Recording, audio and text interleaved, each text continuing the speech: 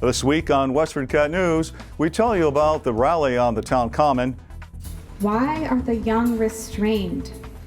We must speak for those who cannot speak. We must shout until the bones of our ancestors rattle.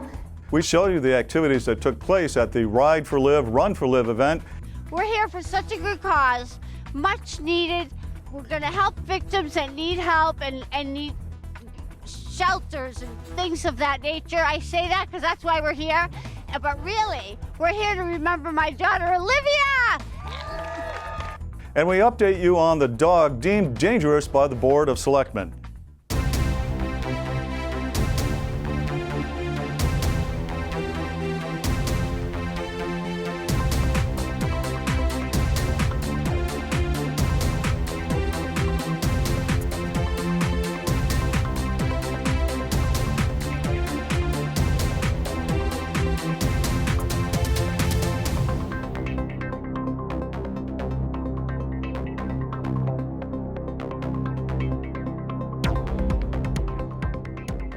I'm Chuck Steinhauser, a WestfordCAT volunteer. Now, before we get started, I'd like to remind you to sign up for our email alerts.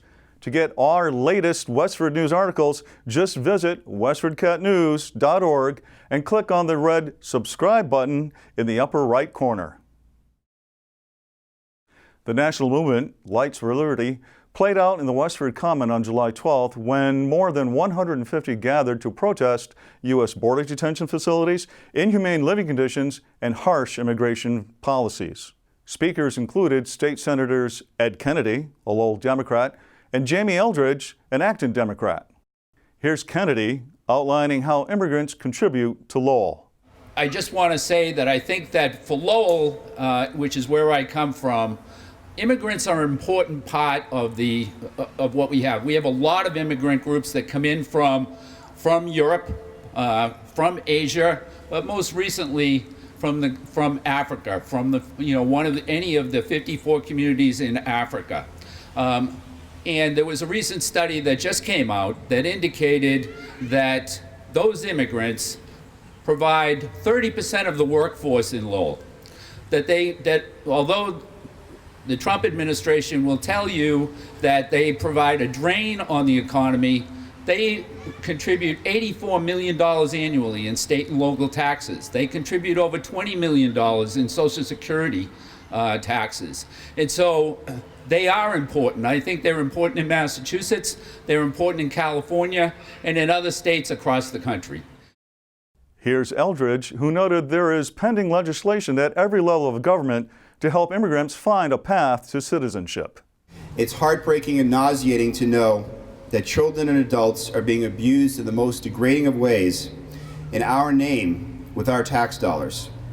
Their crime is that they were forced to flee life-threatening poverty and violence. Imagine being so desperate that you flee your home, your culture, your friends and family, and start a harrowing journey you don't even know whether you're going to survive. You're hungry and scared, but take an immense risk because you hope there is freedom on the other side. You hope there is a chance that you and your children can live dignified lives in safety because you're desperate for peace. You just want security and basic life necessities. You just want your child not to be hungry. Imagine after that harrowing journey, born out of desperation, being met by people with weapons drawn at you, barking orders at you, telling you to drink from the toilet, and forcing you to sleep on cold floors. Now imagine 3,000 miles away right here in Massachusetts and what many undocumented immigrants are going through because of the same administration. When asked why they came, participants said this. I am here because this is very important to me. I am an immigrant. I am a refugee. I came to the United States and I applied for asylum and I had that chance and I want people to have that chance. And I know that so many Americans are in support of this, and I know that it is a right way to treat people with dignity and to make sure that everyone has a chance. It is a human right to seek a better life. So let's give people a chance and treat everyone with dignity. I am here because I don't want children to be in cages. I am here because I think what's happening in our country is morally reprehensible, and I don't want my tax money going to support detention centers. I am here because my grandmother and my grandfather were both immigrants, and they were very fortunate to come here through Ellis Island, and I can only imagine their difficult travel in 1905 when they came here, and they worked in the mills, and my family all worked in the mills, and I feel very fortunate to have succeeded like I have, but I feel so depressed about what's happening. I am here because I am a citizen of this country. I feel that the issue at hand is one that has an important moral component, as well as my husband is an immigrant to this country. And so as a result, I would hate to see myself, others, my loved ones treated with the pain and suffering that others are currently going through at the border. I'm here because immigrant rights are human rights. And I want to be proud of my country, and I can't be until my country treats all human beings with dignity, respect, and provides the basic health care and for each individual's well-being. I'm here because every human being deserves basic rights, liberty, the pursuit of happiness, freedom, and not to be kept separated from their family members in horrific conditions, especially when they're just trying to better their lives and their families' lives. I'm here because I don't think it's right, and it's sad that kids get locked up and get taken away from their parents, and I don't think that's a good feeling, and I don't want to be taken away from my mom. Attendees ended their peaceful protest with a candlelight vigil and promenade around the Common. Indivisible Westford and First Parish Church United sponsored the event. It was organized by residents Emily Gilstrap, Beth Morrison, and Beth Perkins. The day was perfect from beginning to end, even though the fundraiser was born out of a tragedy. More than 340 athletes participated in the Ride for Live, Run for Live. Bikers and runners turned out in droves to honor the memory of Olivia Marchand, a 17-year-old Westford Academy senior who died in an act of domestic violence in February 2010. Her mother, critically wounded in the same incident, survived and founded the Live for Live Foundation. On July 14th, Jodi Michonne led the pack of runners out of the 4-H Fairgrounds and onto South Chelmsford Street for a 5K run that was ultimately won by 29-year-old Mark Tabor in just over 20 minutes. The top female runner, Kate O'Malley, won with a time of 20:48. Here are a couple of runners WestfordCAT News Director Joyce Polino Crane interviewed just after they finished the race. I'm here with Julie and Becca, and they just ran the 5K, and they're going to tell us how they did and how the route was. It was a little harder than usual because it was really hot, but the route was great. It is true, it's really hot today, but boy, there have been other scorchers for this event. Yeah, no, it was beautiful. It was really good company. Everyone was really supportive, and it was really fun. Bicyclists rode 50, 23, and 6-mile routes, all returning in time for lunch provided by Bianco's Catering of Tingsboro. Registrations kept on coming right up until the racers and bicyclists were about ready to take off. Here are volunteers Joanne Durr, Terry Cryan, and Ann Cullerton. So tell us, how many do you estimate registered between today and over the past few weeks?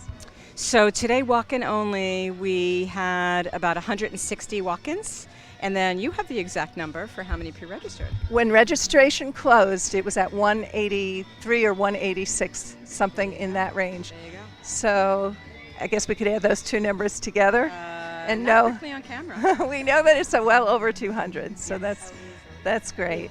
So I have to say that last year we had about 80 release forms, and we ran out. So this year we printed 140 and we ran out. A buoyant but thoughtful Jodi Michonne stopped to reflect on the day and her daughter. It started 9 years. This is our 9th event. When the year anniversary day came up, we started it, and it's the best day of the year for me. It has been the best day of the year for you, I know. How are you feeling emotionally today? I feel great. You know, when it's coming up and getting ready, there is a lot to do, and you know, luckily I have a great group on my board of directors doing a ton of work for us. Oh my gosh, such a great group. So, but it's you know, I get a little down about it because why are we having this? Because my daughter is a victim of domestic violence. I still can't believe it. But you know what? Then I'm here, and the greatest, most caring, fun group of friends, family come out, and it's the best day. Jodi's brother, Scott Tony, shared his thoughts. Are you amazed, though, at how well Jodi is doing, speaking before groups now and really becoming the face of domestic violence awareness? Am I amazed? I'm not amazed. I'm not surprised. Jodi's a star. She always has been. I think that this is what is helping her get through all of this. I've told her repeatedly that I would have crawled up into a corner and died a long time ago. She has strength of a warrior. She's a champion, and I think she always will be. 46 Lowell Police cadets ran the race in support of domestic violence awareness. We ran, so we've got some slower runners and some faster runners, so we ran kind of an in-between pace. So it was good. Were there water stations? Probably a relief of pace from them. They're usually used to running a little faster. Is that right? Yes. So do they run every day? Some of them run a 6-minute mile, so they can run pretty fast. Even some of this region's most elite police officers were on hand to display the vehicle that carries the Northeastern Massachusetts Law Enforcement Council SWAT team to crime sites. Yeah, so we're here we're not here for law enforcement purposes today. We're here to show our support for domestic violence and domestic violence victims, and to let the kids play in the truck. It's like a touch-a-truck program, let the kids play around, interact with the police. So we're here, even though the vehicle looks intimidating, we're here for community policing purposes today. Wonderful. So we'd encourage kids to come over, take pictures with the truck, with their families, take pictures with us and the gear, and hopefully they enjoy it. Moms Against Guns had a presence at the event.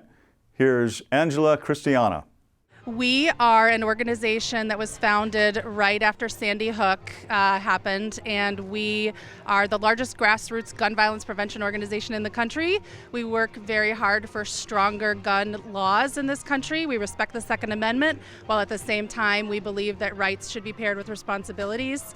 And with 40,000 gun deaths a year in this nation, we just feel that we need to do something, and legislation and community-led action is the answer. So what are your hopes? Do you think it will happen? I do think it will happen.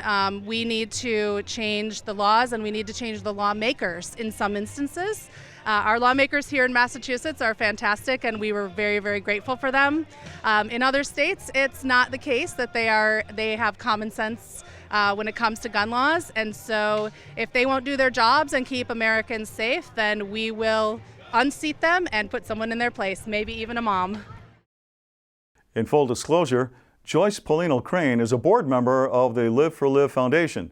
Stay tuned to WestfordCAT for our cat track on this event. Guy Leatherdale of 6 North Street has been busy building a fence to contain his dog Duchess after she bit Leatherdale's 19-year-old neighbor, Savannah Reith Matthew Powers, living at 4 North Main Street. The dog was off leash when the June 11th incident occurred, despite the town's bylaw requiring dogs to be leashed 24/7. On July 9th, selectmen deemed Duchess to be dangerous and required Leatherdale to construct a 6-foot-high fence in his backyard. Leatherdale has been cooperating, according to Animal Control Officer Christian Hirscher. There have been no incidents or complaints in the past 2 weeks regarding any dog at 6 North. I stopped by tonight before this meeting and also received a call from Mr. Leatherdale this morning stating that he had a temporary fence up while he continued to finish the permanent fence. So I stopped by. I'm satisfied with what I saw. There were solid panels on the property making a kennel type of area. Leatherdale said he's building the fence as quickly as he can. Due to the heat, I'm only doing it by myself. I'm doing it as fast as I can. I did put up a temporary 6-foot unit that encased the dogs when they go out, so that they do have an area to run around off a leash that contains them. Okay. So that should be sufficient as a kennel that maintains them, and they are on a leash otherwise. To which Selectman Tom Clay said, So it sounds like good faith has been applied here, so I guess one suggestion would be just to, if you have an opportunity before our next meeting, which would be the 23rd, to go and look at the final fence situation and just by note to us or some other way let us know that you're satisfied with it if you are. WestfordCAT will update you on any new developments regarding this story. Recycling Commissioner Ellen Harde stopped by the WestfordCAT studio on July 16th to review the new guide recently mailed to Westford homes. The guide provides dates for trash and recycling and provides a website address for questions. The town recently signed a contract with a new trash and recycling hauler, Houston-based Waste Management Incorporated, giving rise to a number of questions from residents who wondered if the company has tightened the rules for recycling. Here's Harde explaining to Crane why the recycling guidelines have nothing to do with the company. Our contract with Republic expired on June 30th. The town was required to go out for bids, and Waste Management was the low bidder. So they began on July 1st, but they did not establish the guidelines. And they're not new. Everything that is allowed to go in your recycling bin in July of 2019 is the same as it was in July of 2018. What we're doing now is being stricter about the fact that that's the only thing that can go in. So the rules aren't new, and Waste Management had nothing to do with it. The main thing that has changed, Joyce, is that the markets for what we recycle has gotten much, much, much stricter. And well, China is... That's a big part of it. Bearing down on it. You know, I can remember 5 or 6 years ago on the Recycling Commission, our slogan was, you know, if in doubt, toss it out. And if it turned out to not be recyclable at the other end at the recycling plant, the recycling companies would simply take that out, trash it, but they were getting enough money for the commodities they were selling, the plastic, the glass, the paper. They could absorb that in their bottom line. That went away. That went away about a year ago, right? It was in January of 2018 when China said, we will only accept loads of recycling from the United States that have 1% contamination or less. There is no household in the country that has recycling that's pure. And there certainly is no curbside program where you're collecting from 8,500 households where you can get 1% contamination. That means, you know, absolutely no bad plastic. It means no paper that's plastic coated. It means no food at all in your pickle jar. We're good, but nobody's that good. WestfordCAT and Harde have produced a series of recycling tips which can be found on westfordcat.org. Pan Am Railways, together with Westford Highway Department, will be replacing the railroad grade crossings at 2 locations. The first is at Route 225 and Pleasant Street on July 23rd. The second will be at Depot Street on July 25th near the entrance to East Boston camps. Vehicles will be detoured. For more information, contact the Highway Department at 978-692-5520.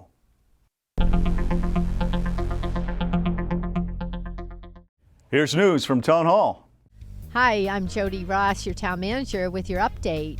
So today I have with me Samantha Gray. Samantha is our project procurement officer in my office, and she was formerly in the building department, but she joined us in the town manager's office a few months ago. One of the tasks we gave Samantha was pulling together the farmers market, which the town took over this year. So it's been quite an ordeal, but so I'd just like her to tell us a few things. How's it going with the farmers market, Samantha? So far, so good. We're into week 2. We have over 20 different vendors. We have group exercise classes. We have the WA Orchestra, the Westford Theater, Westford Academy Theater, the boards and committees, the town boards and committees, and we have the Tetra truck for the kids. Each week there's a different department that brings a different truck, and so that's been very popular with the kids. We also have some live animals. We have alpacas a couple weeks here and there. But you can find more information on the Westford Facebook page or on the Westford Farmers Market page. Awesome. Well, thank you, Samantha. She's done such a great job. I went around and talked to the vendors this week. They're all very successful, It's a lot of fun. There's been a lot of activity, some new activities, and we really encourage you to come. It's right now Tuesdays. What time, Samantha? 2:30 to 6 p.m. Okay, and I think we're looking at maybe extending that to 7 if possible. So come on down and enjoy us on Tuesdays. And speaking of Tuesdays, the next selectmen meeting is coming up next Tuesday night. A couple of interesting things. The stormwater management they've been talking about for several months. They will be discussing what the impact would be on town budgets if they did not establish a fee or go for an override. So stay tuned to that. They will be taking their vote on this at their first August meeting. And then we're also going to be discussing the tree that is in front of the library that I think we'll give you a picture of in a minute, but it's a historic black oak, and unfortunately a tree assessment has just been done that has told us that the tree is dying and needs to come down. So the selectmen will be hearing that report from Ellen Rainville at their next meeting. Other quick reminders, the 63 Main Street survey is online and it's about to come down. So if you care about what happens to 63 Main, you want to get online and go ahead and take that survey. It's on the town's website, or you can email me if you're not sure where to find it. And then the other update is 35 Town Farm. The task force has been given $10,000 to hire Don Mills, who was the architect that renovated our historic Road and Bush building. And he'll be evaluating that building for possible apartments, senior housing, whatever they may do with that. So that's about it for this week. And please come visit us at the Town Farmers Market next week. Thank you.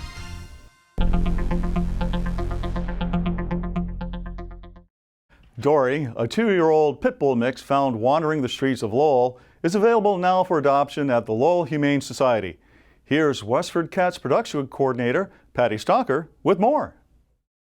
Dori is a playful, rambunctious 2-year-old pit bull mix found wandering the streets of Lowell with no family to claim her.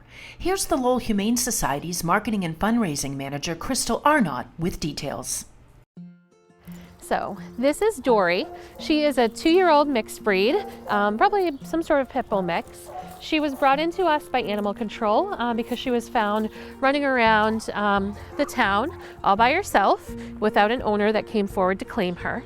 She is incredibly sweet. She's been with us for a few months now. When she first got here, her skin was an absolute mess. She had big patches of no fur, and she was flaky and crusty, and now she has this beautiful shiny coat just from, going on a little bit of an antibiotic treatment and switching up her food to something a little different. She has just become this beautiful glossy coat. She's super playful. She'll do best in a house with adults only because she is a little jumpy and gets rambunctious sometimes. And she would do best in a house with no cats. However, she loves dogs. She's super playful and rough and tumble with other dogs. So another dog that really likes to play hard would be a great match. She loves to play with toys, and she loves to wrestle with other dogs. She would probably be a good dog for agility because she does love to jump and climb and play, and she is pretty treat motivated, so she can do all sorts of fun things when she's given a snack at the end. Although she's very distracted right now, she usually does love people, and she's very people-oriented. She recently went on a field trip to one of our volunteers' houses and just wanted to snuggle on the couch the whole time she was there. If you think you'd like to provide Dori with her forever home, or would like more information on donating to or volunteering at the Lowell Humane Society, visit them Tuesday through Sunday at 951 Broadway Street in Lowell, or go to lowellhumanesociety.org. Call 978-452-7781. You can also find them on Facebook. For WestfordCAT, I'm Patty Stalker.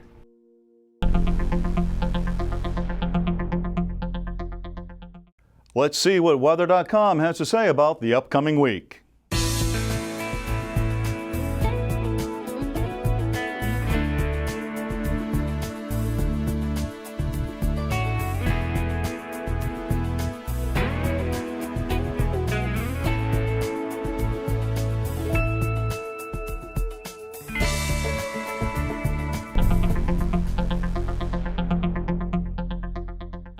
am Betsy Alvarez, a WestfordCAT board member. Here are suggestions for things to do around town in the coming days. The Lookouts will play on the Town Common on Sunday, August 4th from 4 to 6 p.m. Bring a lawn chair, blanket, and a picnic dinner. The event is sponsored by the Westford Parks and Recreation Department. The rain date will be August 11th. For more information, visit westfordrec.org. Want to feed your entrepreneurial spirit? Jim Pisavage, a branch manager for Northern Bank and Trust, will break down the steps to starting your own small business. The presentation takes place at the Rodenbush Community Center, 65 Main Street on July 24th from 6 to 7 p.m. Tickets are $7.50 per person. Visit rodenbush.org for more information. Go fly a kite on July 28 from 12 to 6 p.m. at Nara Park in Acton. This is the 4th annual Kite Flying Festival by Viva Boston. Take a kite making workshop, watch Bollywood dancers, and participate in craft making activities. Purchase a kite in advance at eventbrite.com and search for the word Viva, V-I-B-H-A. Proceeds will help underprivileged children in India and the U.S. For more information, visit viva.org. Back to you, Chuck. That's it for now, Westford. We leave you with footage of the Cameron Senior Center's annual Big Time Barbecue at Kimball Farm on July 12th.